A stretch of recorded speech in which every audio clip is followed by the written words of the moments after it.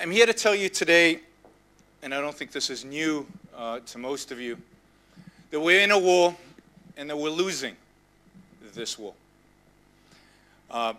This is a war that's been going on, not just in Israel, but I think an international war that America certainly is involved in, that Israel is involved in, that Europe is involved in, I think for decades. And it is a war that unfortunately we're going to be involved in for decades.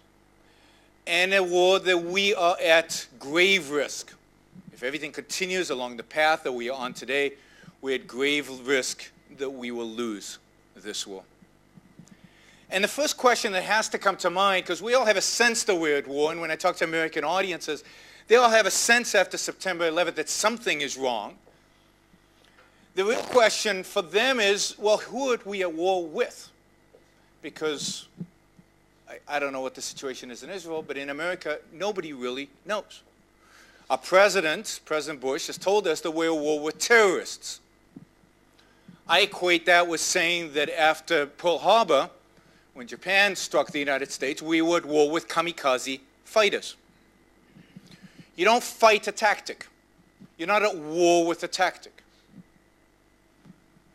Terrorism is a tactic. The forces with which we are at war might one day have tanks. It's quite likely that in the near future they will have a nuclear bomb. Does that make them still terrorists? Does that make it a different war because now we're fighting an army?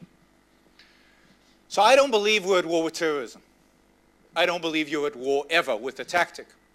And I believe we have to look at the ideological source of the terrorism in order to identify the true enemy.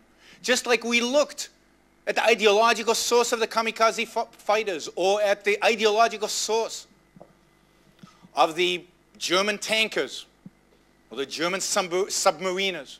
That's who we were at war with. We were at war in World War II. The United States was at war in World War II.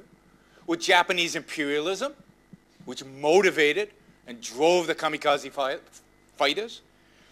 And with Nazism. We were at war with an ideology.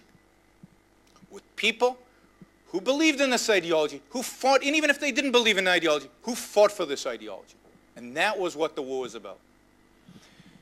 The war we're engaged in today, the war I believe that the entire West is engaged in today, is with a similar ideology. The similarity is that it is a totalitarian ideology. It is an ideology that believes in conquest, not just in conquest of territory, but in conquest of man's soul. It is an ideology that wants to dictate every single aspect of human life. It is an ideology that I call Islamic totalitarianism, because Islam is the form in which this totalitarianism takes. You had Japanese imperialism, that was a type of totalitarian ideology. You had Nazism, that was a type of totalitarian ideology. This one happens to be Islamic. I.e., they believe that Islam should rule every aspect of one's life. There should be no separation between state and religion.